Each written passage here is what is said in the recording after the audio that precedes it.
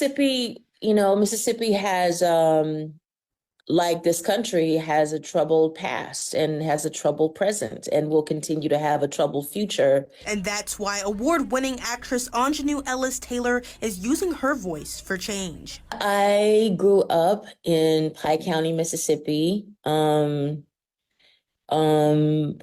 Magnolia and 𝒜𝓁𝓁, Mississippi. Her grandfather was a pastor at Society Hill Baptist Church in 𝒜𝓁, which was bombed by the KKK in September 1964. The church was also a freedom school site and provided free education to Black people. Ellis Taylor says her grandfather, along with several others, were unjustly arrested for the bombing, but he was able to return home. She says those responsible were never held accountable. Witnessing events like that during her childhood catapulted Ellis Taylor's push for change. She knew that school would be important, so she made higher education a priority. I went to 𝒜𝓁 College, and that changed my life. After her first on-stage performance at 𝒜𝓁, she was motivated to pursue an acting career. Ellis Taylor got her start on Broadway, then hit the big screen, starring in movies like The Help, Men of Honor, Ray, and Freedomland. With decades of experience, she landed the role of Isabel Wilkerson in her latest movie, Origin, where she talks about racism on a larger scale. It frames racism as a part of something that is larger, which is the caste system in this country. And it illustrates how race and racism is really just a tool for the caste system. Ellis Taylor says this project is one of the most special she has done. My goal is to upset those systems and to destroy those systems. Coincidentally, have been working on movies that talk about that or feature that in some sort of way. But I do that in my life outside of film and television as well. Outside of film, Ellis Taylor has been on the front lines with her activism, standing up for change. She moved back to 𝒜𝓁 about 12 years ago and says she couldn't stand to see the same pattern of injustice that she saw as a child be a part of her adulthood. Here in Mississippi, she fought to take down the state flag that represented a tool for segregation.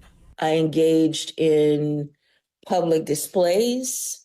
I would wear dresses on red carpets that would say, "Take the flag down." I bought a billboard that was on Highway 55 a few years ago that had "We shall overcome" on the billboard, but I had those letters written in Confederate flags. I wanted to wake what I thought was a sleeping bear. Although the flag was officially removed and changed, she says she's still seen it flown across the state. When I was at home, and for Christmas, we went to get some catfish at this catfish place between Hattiesburg and 𝒜𝓁, and they had a big old flag in there. And I was in there with my nephew. And it was the Mississippi state flag, but it still had that big old Confederate flag on it. And when she asked why that particular flag was there, and she said, "Well, I'm not the owner. I can't," she claimed ignorance.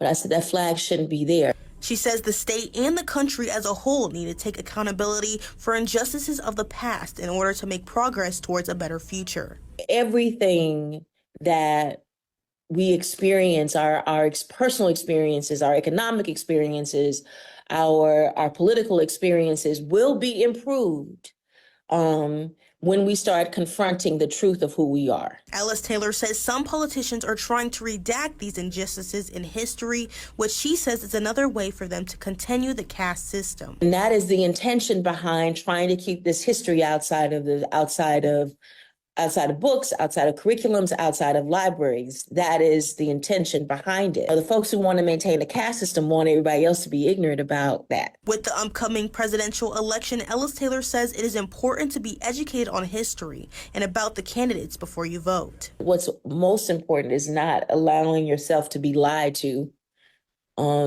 because that is what's happening, is we are being lied to. We have candidates saying things like, America has never been a racist country. The idea that they would say something like that is unconscionable, and it's a lie, and that person shouldn't be voted for.